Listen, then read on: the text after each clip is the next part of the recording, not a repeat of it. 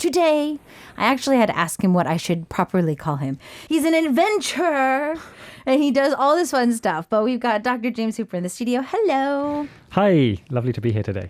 Okay, I know that you speak like perfect Korean, and so because I do know we have like a lot of our Korean listeners too, would you mind introducing yourself in Korean? That's fine. Could you please do so? 안녕하세요. 영국에서 온 제임스후퍼입니다. 저 이제 뭐 한국살이 한 8년 차 정도인 것 같은데, 네, 그래서 네, 오늘 여기 와서 인터뷰하게 돼서 너무 영광입니다. 8 years? Man, sir, you've been here a while. a little while, yeah. A little while. Okay, so he's been here 8 years. You can obviously tell his Korean is perfect. You go to his social media account, he types Korean better than I do. Anyways, the reason why we have you here, sir, is because you've accomplished a lot of things in your life. One of them is, like, if you look up your profile and stuff like that, you've tackled Mount Everest, which is like something I only hear about in books and movies. Yep. But you actually climbed it. Yep. So kind of taking us back to, I feel that adventure is one thing, but I feel that most of us think like, I'm going to be the next Indiana Jones, that kind of an adventure. But like you just took it to the extreme. Like you went up Mount Everest. So what did that spark and how did that come to play? So, I mean, it's kind of a silly story in some ways. My friend and I at school, we were both kind of into, the outdoors, and our school had a cycling club, and so we joined the cycling club, and we enjoyed going cycling, kind of, just maybe 20 kilometers on a Wednesday afternoon around the school, and then I like it. 20 kilometers is nothing, but okay. And then in the school holidays, the teacher who helped run the cycle touring club took us to different places in the UK where I'm from. These areas of countryside, and we'd go cycling for say 3 days, and really from starting from nothing, that opportunity allowed both me and my friend to build our confidence and to start to think these adventure things, we can do it. We were only 14, 15 years old, but you start to, gain that confidence. Right. This is something I can do. Right. And from there, I guess, being young teenagers and having wild imaginations and having cycled a few miles somewhere around the UK, we thought, wow, well, if we can do this, why don't we try and become the youngest people to climb Everest? And so it was kind of almost a silly dream in some ways. But the thing that really helped was we were friends and we were able to bounce off each other and kind of, I guess, spur each other on, so that when people said what a stupid idea, you guys are never going to do it, we kind of took that as a backwards motivation and kind of said, we'll prove them wrong. We'll find a way to do it. Yeah. And so it started with this kind of crazy dream. And because the two of us were working together and supporting each other and not willing to give up, it kind of became a reality. Right. Okay. Now, I feel that every time I've seen something about Everest or anybody who does mountain climbing, extreme climbings or any of these, it is kind of like a bucket list thing that starts off, but then certain people make it a career and it's that. But can I just, because the cycling stuff that you did was technically free. I mean, unless you were buying the cycles that you were on and the food and drinks along the way. Pretty much you just need your body to cycle your way around. But for Everest, I mean, obviously you would need some stuff and there probably would need to be funding and stuff like that. So how does one go to Everest? Is there a estimate amount of money that you need to raise to actually do it? So I guess for us, we obviously realized, if we want to climb Everest, we have to prepare in a certain way. Right. So we were just turning 16 at the time. We decided we wanted to climb Everest. And so we kind of put together a plan, which was over 3 years, so that we would climb Everest during the year after we left high school. Okay. Okay. And so over those 3 years, we kind of started doing the training. We obviously learnt to rock climb. We started rock climbing outdoors. We went to the Alps and learnt to climb in near Mont Blanc and snow and ice and bigger mountains. And then in the school summer holidays, we went to Pakistan to try and climb a 7,000 meter high mountain there. When we left school, we went to Nepal and climbed an almost 7,000 meter tall mountain close to Everest. And so it was a gradual progression. And until that point, until before Everest, we'd been able to earn all the money we needed basically by working in our school holidays. Okay. So like part-time jobs and stuff like that. Yeah. Okay. But then Everest itself is a completely different ball game. You know, Everest is way more expensive, partly because you're there on the mountain for 2 months. And partly because the level of equipment you need is very different. You know, it's a very extreme environment. Most people, including us, used supplementary oxygen. So we had to have oxygen cylinders and oxygen masks. And then the biggest cost overall is just the permits. So oh, wow. both Nepal and China. So from the Tibetan side, you can climb Everest, which we did, and also from the southern side, which is Nepal. And yeah, so both countries basically operate a permit system. So if you want to climb the mountain, you have to go in advance and buy a permit to climb it. And so particularly for the Nepali government, this is a major source of revenue. Oh, wow. So that's basically probably the biggest individual cost. And then obviously all the logistics of having to live there for 2 months and everything else all adds up. So I think in total for Everest, for both me and my friend, together it cost about $50,000. Oh, yeah. So this is not your like trip up the Gwanaksan mountain.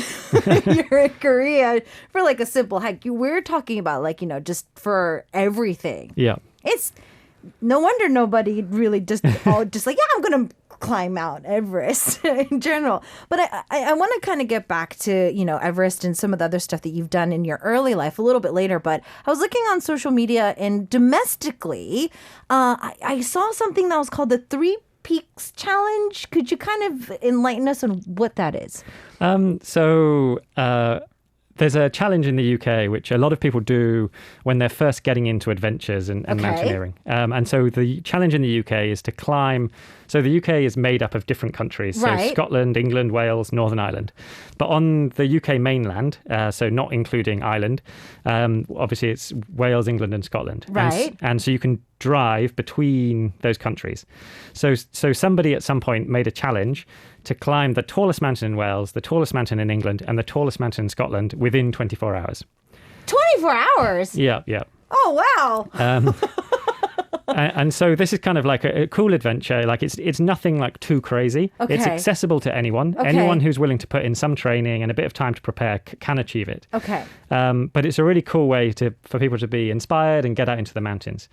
And since I came to Korea back in 2010, I kind of realized that Korea has sort of 3 mountains which are more famous than any others, which is Hallasan in Jeju, Jirisan down in the south, and then obviously Soraksan over in Gangwon-do. And so I kind of thought, I'm sure, you know, it'd be possible to do this 3 Peaks Challenge, but do a Korean version of it. And so it's kind of been at the back of my mind since 2010. And then finally, kind of everything came together earlier this year, and I found some friends who were excited and up for the challenge. And I kind of wanted to do it with the opportunity for it to be on television, because I thought that then it has the chance to inspire people to go out and have a challenge. It'd kind of be a waste if you just did it by yourself and no one knew about it. It all came together. And so, earlier this year, at the start of April, me and 3 others, we undertook this challenge. So Hallasan, Jirisan and Soraksan to basically stand on the summit of all the 3 mountains within 24 hours. But how does one get from Jeju? It takes a while even by plane to get from Jeju to the mainland. Yes. Wow. And of course, I don't want us to spill too much, because there's actually we can actually watch this on TV too. Like there's video clips and stuff like that too. There are, yes. Okay. See, I don't want to like spill everything here, so we can't go and watch it. So I want to save some stuff for us to actually go check this out. Okay, so this kind of all started when you were 14. You've kept it up until now. I mean, but you're constantly physically not only pushing yourself with whatever elements that's out there, but like health-wise, you're pushing your body. It's going to tell you to stop. I saw on your social media, like you fracture things. You've fallen off of your bicycle. There's been things that I've done in the past. Have you ever wanted to just throw in the towel and just be like, okay, I don't want to be an adventurer anymore? I get not really. I mean, I think, I compared to some people, like I'm not very hardcore, right? Like I think you meet some people and some people are like literally crazy. I'm not at that level of kind of craziness. I think I'm relatively sensible as adventurers go. I really love the outdoors and I love being out there and I love challenging myself. But, I enjoy, comforts and I like staying in a nice hotel just like anyone else does. And so, certainly I would say after Everest and after, the big expedition, which my friend and I did to follow that, I kind of realized that these big expeditions mean that you have a very up and down existence where, 1 minute you're on top of the world, literally. And the next minute, all of a sudden you're kind of, that goal's gone and you feel quite down. And, it can be a very, like I said, up and down existence and it's not very stable. And I kind of realized after that rather than kind of just constantly going for these sort of big expeditions, which you're either like super involved with and like feel like you're living on the edge or otherwise feeling like you're not doing anything, that it'd be better to find like a purpose in life and to kind of weave in, your activities and adventures within that greater purpose so that you always feel that you're doing something worthwhile. And so I guess since about 2009, I kind of changed the way I did things so that I was no longer sort of really going for like these crazy, youngest or world first, but to think about, okay, how can, through the adventures which I enjoy and through, I guess, the environment and nature which I love, what can I do to kind of tie that all together and live a meaningful existence? Well, yeah, actually, because I wanted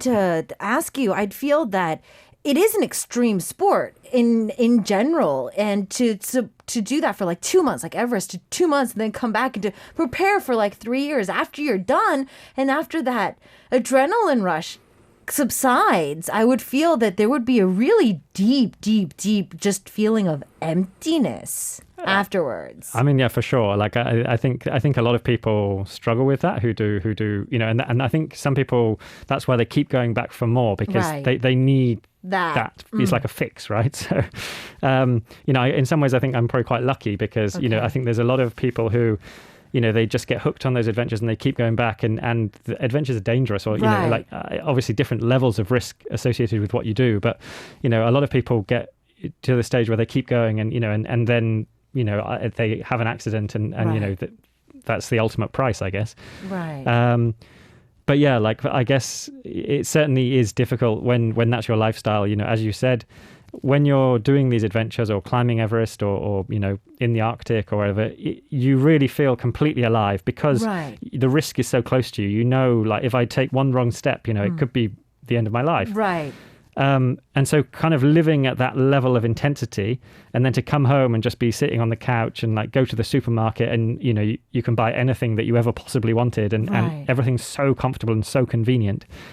It kind of is this like dulling effect and you kind of think like, oh, this isn't really living. Like, what am I doing? Like, exactly. I would feel that, because you're putting yourself not just mentally, but physically out there in the elements from any type of element we can think of, extreme to extreme with weather, snow, heat, cold, anything we could think of.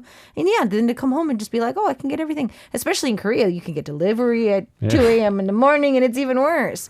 I know that right after Everest, you did do another challenge right before you said that you kind of calmed down a little bit. What was that challenge again? I know that you went like extremes from north to south, was it? Yeah, so we went from the geomagnetic North Pole to the magnetic South Pole. So so I guess technically there are more or less you could think like North Pole to South Pole. Exactly. So there's slight differences between the magnetic South Pole and the geographic South Pole. And we basically chose it based on practicality, which is probably too long of a discussion to go into now. But yeah, so it was a 40,000 kilometer journey from up in the Arctic to down in the Antarctic Circle, and so it involved skiing, dog sledding, sailing, cycling. It was completely human powered. So the idea was, but to travel from the North Pole to the South Pole without using any engines. Okay. And so what we wanted to do was to raise awareness about climate change and document the environments that we were going through along the way, and hopefully, get other people inspired about, the natural world and think about, these big issues, which we're even more so thinking about now. So. Wow. he's a bundle of hope and stuff that everybody has probably thought of one day in the shower at like 9 a.m. in the morning, but we've never actually put into movement. This is your life. Okay, so today on our Insider, we're learning about being an adventurer. I feel that a lot of our listeners are sending in questions about survival tips even. So yeah, I think that if they probably prep for those mentally, physically, and kind of just getting ready for what could be. So if you have any questions and messages for our Insider for today, which is none other than Adventure Dr. James Hooper, continue to send those in. We're taking a quick song break so we can grab a breath and then come back. We're going to take a listen to Astro with 숨가빠 or Breathless, and we have more of our Insider coming up after this. Today on Insider, we are blessed of learning about different parts of the world, literally. DJ Isak is known to not go outdoors too much, even though Korea is blessed with many beautiful mountains that are accessible within the city. Like I literally can take a bus or a cab to a very beautiful mountain, hike up half a day, turn around and come back down. I will never do it. I've done it in a few past. But anyways, we have Adventure Dr. James Hooper in the studio who has been to Everest and back. And he actually was able to go from technically the North to the South Pole without using any particular engine. And we're just talking about your lifestyle and all this fun stuff today. And I'm learning so many new things. So one of our listeners actually sent in a question. So I'm guessing that you prepared for about 3 years to get to Everest. Money and everything in general. You were very young at the time too. But do you kind of mentally or physically get prepared for like what ifs? So Adrian from our YouTube live stream was asked, so what happens if, let's say, I get stuck in a pile of snow? Like, do you guys kind of train for that physically or mentally, or have you been able to survive it? Okay, so I guess the way I'd interpret that is I would think like pile of snow, the way that, so there's two situations. One is that high up on a mountain, you could have had a large amount of snow, which is very soft.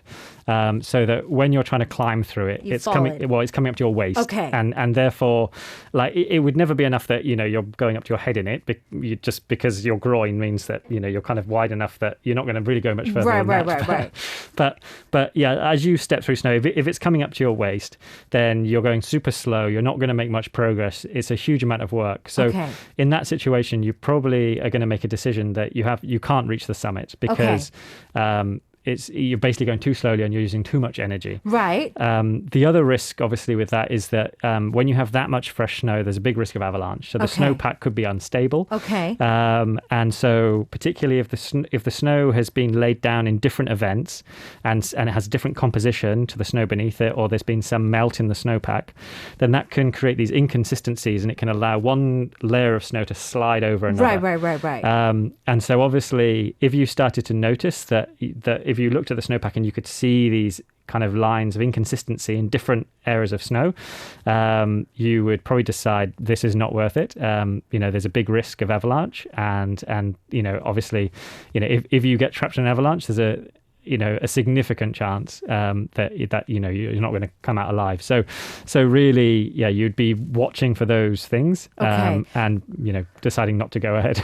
Okay, so if you have reached a peak in the mountain you're climbing up and you find a place like that, would you just kind of tread off to the side to find more stable ground and just pitch camp?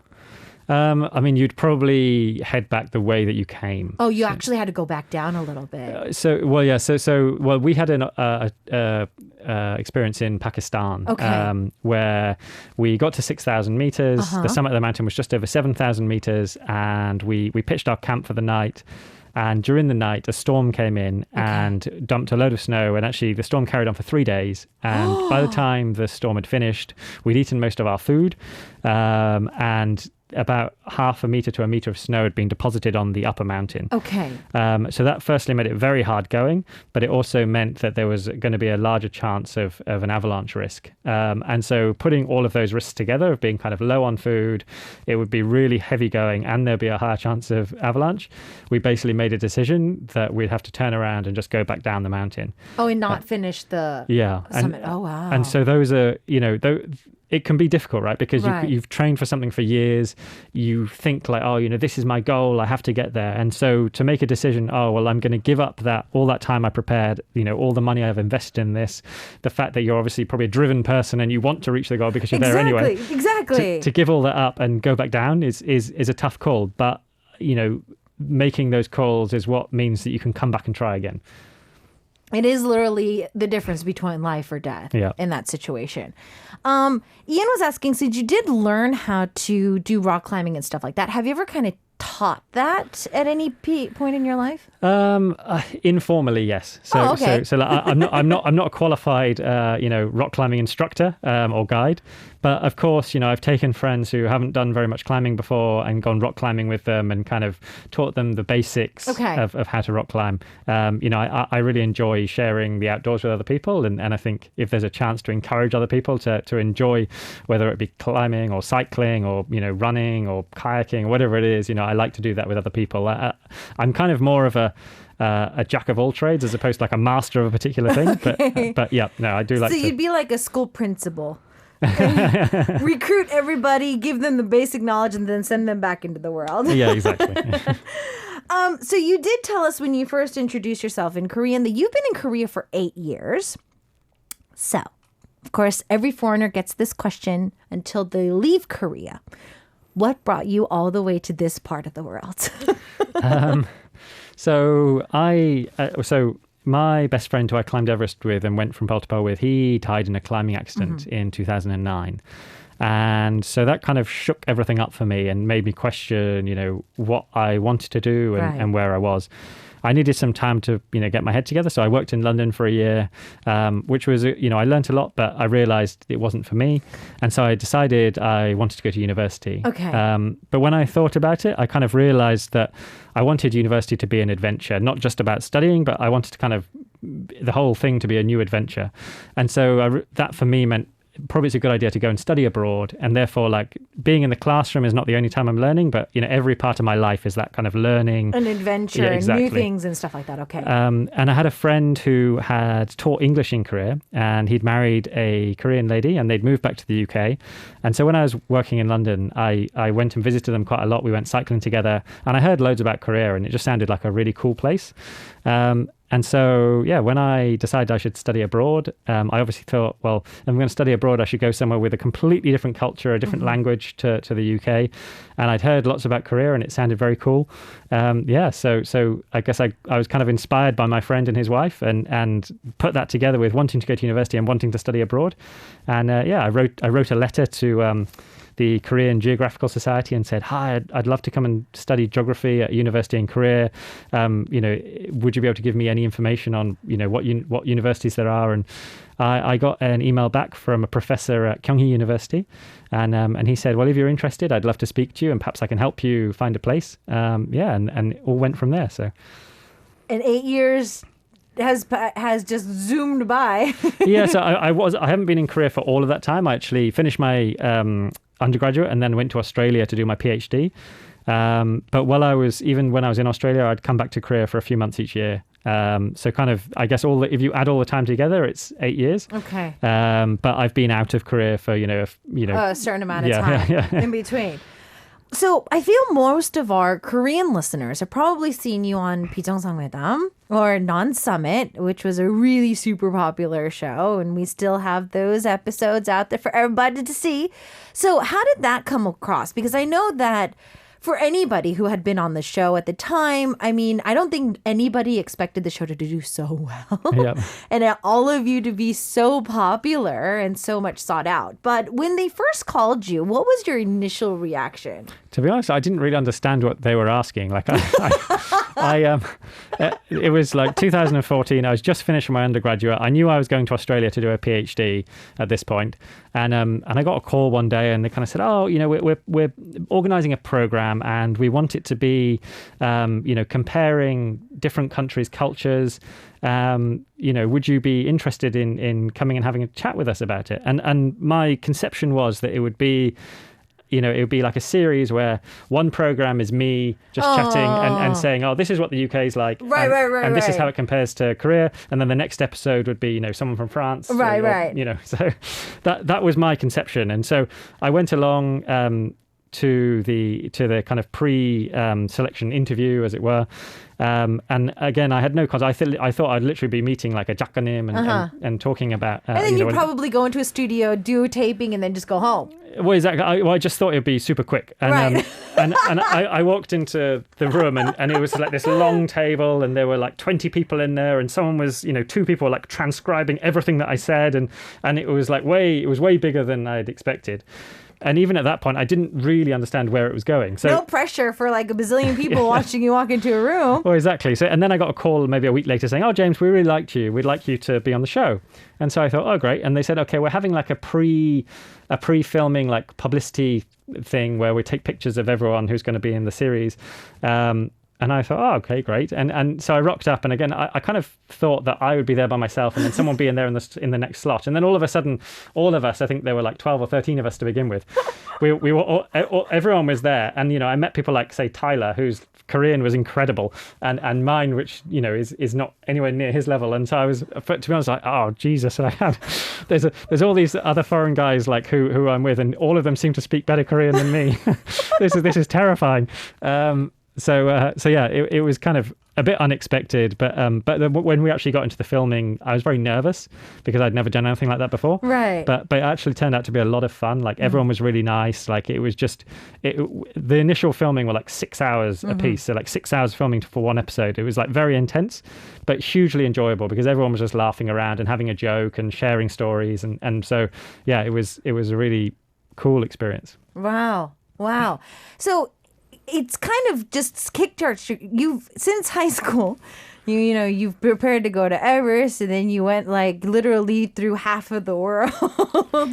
And then you like are on TV one day, and then you go to get your PhD. So pretty much you've got like everybody's bucket list in pretty much the first half, maybe quarter of your life by now. And so as you live a daily life, I would have to think that, you've been doing so many random things, not necessarily planned, I feel, in many different ways. And instead of just having that, like, I just did something very extreme and now I feel very kind of numb and low. Have you kind of just sat down one day or maybe took a shower at 9 a.m. in the morning and be like, what am I doing with my life? Like, I've done so much now. Is there anything left to do? Have you ever kind of found yourself in those like Monday morning blues type of an ordeal? I mean, I definitely have Monday morning blues. I think it's more about the future, right? I don't kind of think about my past and think like, wow, I did that. That's. I think I was lucky to have certain opportunities and to be around people who inspired me, and we all make choices as we go along. And I think for me, often I'm in a situation, it's, to be honest, stuff which is past, it's in the past, right? Like it's something that's happened. You can't do it again or recreate it. So there are definitely times where I think about the future and I think, okay, here I am, how do I leverage the skills which I have to actually do something useful and interesting in the future? And I think in that sense, I'm similar to everyone else. We all have that, I guess, conundrum of, okay, this is the situation I'm in, and how can I do something which is enjoyable and meaningful, right. And make money from doing it so that I can have I can live a good life, and look after my family and everything else. So, I guess, yes, but probably not in really any different way to the way that anyone else does. Right. It's not too extreme compared to the compliments that he has had. All right, fam, we've got more of our insider. If you have any more questions and messages for him, continue to send those in as the second hour of K-Poppin continues. We've got some talk for you. Noxar's featured on the track with Why Don't You Know? And more of our insiders coming up after this. Today, we're literally taking you on an adventure through stories with our insider because we've got adventurer Dr. Jaimshuppor in the studio sharing his experience with mountains, not tigers, not bears either. No. I tend to stay away from scary animals. So you push yourself with cycling. I'm kind of curious because since you have done a lot of extreme challenges physically with the elements in your career, we actually have we call this kind of like the World Cup of games. So we will give you something and you constantly have to pick or choose between the one that you just chose before. Okay. You'll kind of get a hang of it when I start screaming out things to do. Yeah. So would you rather be on a Viking, which is, you know, the ship that goes up and down, that, you know, you barely have any safety harnesses on, that goes literally 360. Okay. Like it goes, whoo, Yeah. or would you prefer going skydiving? 3, 2, 1. Skydiving. Okay, out of skydiving, would you choose paragliding or skydiving? 3, 2, 1. Paragliding. Oh, it seems to change. Okay, paragliding or free diving with no oxygen tank? 3, 2, 1. Paragliding. Okay, paragliding or triathlon? 3, 2, 1. Probably still paragliding. Ooh, paragliding or wing walking? 3, 2, 1. That would be interesting. Wing walking. Okay, wing walking. Wing walking or bungee jumping? 3, 2, 1. Wing walking. Ooh. I hate bungee. Wing walking or being on a water slide that is dropping you from 17 stories at 104 kilometers per hour. 3, 2, 1. That sounds pretty scary. I'll stick with the wing walking. Okay, so for anybody who doesn't know what wing walking is, could you please explain that to us? It basically, I think it's usually done on these old biplanes. So you have planes, you know, the kind of planes which you see, which look very, very old, say from the 1940s or before, which have the double wing on both sides. And then you have someone who literally walks along the wing while the plane is flying. And so I think like technically paragliding would be more interesting, but wing walking would be like a real experience to be kind of walking on this wing whilst the plane's flying along. Right. Which was totally experiencing everything at once. Exactly. Which I feel that depending on how high they go, you've probably been higher. I mean, probably than one of the planes which you wing walk on. Yeah, they probably can't go to 8,000 meters. So. Right. So technically, you've been higher anyways. So might as well try that. A lot of our listeners who are listening to the program are either K-pop fans or they love K-culture or just Korea in general. And we do try to teach them Korean. But I have to say that, sir, your Korean skills are better than mine when I look at your social media posts. And you are being super humble and modest back when you were on, you know, non-summit that everybody was better than you. But I feel that learning a new language is probably challenging for everyone. But did you have any tips that you kind of helped with yourself to pick up the language?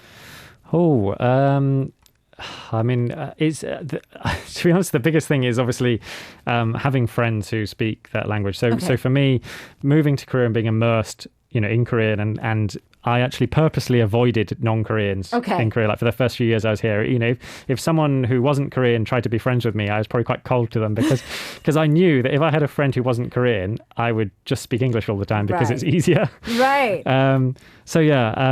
I guess, you know, just in terms of creating an environment around you where you have no choice but to use the language is obviously a good one. But otherwise, I found the thing with Korean is that the grammar is very regular. So from growing up and trying to learn French or German, where every verb conjugates differently and you know, there's genders and all this stuff, learning Korean was, you know, a dream in some ways because you didn't have to worry about genders and you could basically learn one rule which then applied to every single verb. And so, yeah, for me, I'm not someone that likes to sit down and rote learn vocabulary and rote learn stuff. So Korean was really great because I could learn these rules and I only needed to know like a few of these rules and they applied to everything. So that for me was the key, was kind of finding what those rules were, you know, those grammatical rules, learning them. And then as I slowly pick up new vocabulary naturally, then I know that I can just use them in the same way as everything else because they all use the same rules. Okay, so that's kind of helped you throughout the years, just improve it. What about your writing? Because honestly, when you post stuff online, you're like, because how you need to space it and all that, I feel that a lot of people do get that wrong, especially even Koreans, when it comes to spacing things, quote, properly. Do you get any help? Do you like online search before you post, or just in general, did all those rules kind of come natural for you? I think, you know, I went to a language school in Korea for the first year I was here, like intense every day for 4 hours. So like that's quite good at like, you know, teaching you the basics and correctly how it's meant to be done. You know, when I post stuff, like if it's something which is really long and I don't know about it, then, you know, maybe I will cheat and ask my wife, like, can you have a look at it? Have I done this correctly? But, you know, I think it's just one of these things, right? You kind of, you learn it and it's there. And I think is often there's some things which I find not being a native speaker, you come into the language and you learn the correct way that it's meant to be done. Whereas, Right. if you're a native speaker, then you're kind of more lazy because you fall back on the way that you've always done it. And you've never, I remember at the age of 15, I didn't really understand what the difference between a verb, an adjective, and a noun was because I'd never needed to know. It just Right. I just naturally used English language. Right. And it was really only when I learned Korean and was intensively learning and had to understand what the difference between different language constructs were, that suddenly I started to understand, these are why these things are different. This is why this is a noun. This is why this is an adjective. No, but I understand. I totally understand because honestly, I feel the same way. So even though I've learned both languages, I feel that when I'm trying to teach even our listeners, it's kind of hard to channel that in. I feel that only when you are able to relearn something, you're like, oh, no wonder. Yeah. And all of a sudden, like, English made more sense to me as well because I understood how language worked. You know that there's a structure now. Yeah. Oh, so that was what my third grade teacher was trying to tell me and drill Exactly. into my brain when all I wanted to do was go out and play in the field or Exactly. whatever. So your adventure throughout your life has brought you to many different things. I kind of feel like you've pretty much settled for now in Korea, kind of, sort of. So what are we able to look forward to from you for now? Like, are we seeing, a new documentary series coming up somewhere? Are we going to be seeing you do like voice acting now? Like, what's coming in the future for you? So for me recently, I've tried to switch my focus to, a lot of the theme, which I love the environment. And obviously I did an expedition which was trying to raise awareness about climate change. I did a PhD, which is about environmental and earth science. For me now, I think what I'm trying to do is focus a lot of I guess there's two strands. One is to do stuff which try and encourages other people to get outside, learn about nature, enjoy nature, and respect it. Okay. And the reason I want to do that is because I think people that are more invested in the environment and nature make more effort to make the right choices about protecting it. Right. And then the other strand of that is I want to be someone who's contributing to that change which we need to live on a healthy planet. And so Right. I guess I'm trying to further my career in the environmental space. And so for a year, I was working as a professor in the environmental science department at Dongguk University. And I recently changed jobs and I'm working for an environmental consultancy. And so, my job is to go out there and work with companies to try and help them put the processes in place so that they can set their carbon reduction targets and understand how they can reduce their carbon emissions as a company. And so I guess that's my focus at the moment. And what I'm be trying to do is try and do activities around that, whether that be media or anything else, which can kind of feed into encouraging that change. Yeah, and bring a little bit more awareness and whatnot. Because I do feel that, it's bounced around in the media a lot that, consumers are looking for more sustainable companies. But yeah, I feel that if we had somebody like you being a representative who can kind of listen to both of the consumer's perspective, but also from the big guys and how they need to also, market things and how they need to make a profit as well. Yep. If we have a middleman who's helping that, I mean, that's even awesome as well. Honestly, I would love to keep you on the show, but we are way out of time. So before you go, I would like to hear how it was today. Honestly, it was an honor interviewing you. So could you please say your last goodbye before we actually do say goodbye today? No, it was a lot of fun. I really enjoyed being here. It was great to speak to you. And it's always, I guess it's strange to sometimes go back and think about different experiences. And each time I go back, I end up talking about them in a different way. So it's always really rewarding to have a good chat with someone. And it's been really nice to be on the show. So well, thank you so much for being here. Hopefully next time we can see some more big projects come back and I can find an excuse to bring you back into the studio. Awesome. Thank you so much for joining us today, Mr. Hooper, and I hope to see you next time. Thank you. Bye. Bye. And taking me out of the studio for today is going to be none other than 장재인 with the track 다른 누구도 아닌 너에게 only and one and only you. And I'm going to see you guys tomorrow, same time, same place.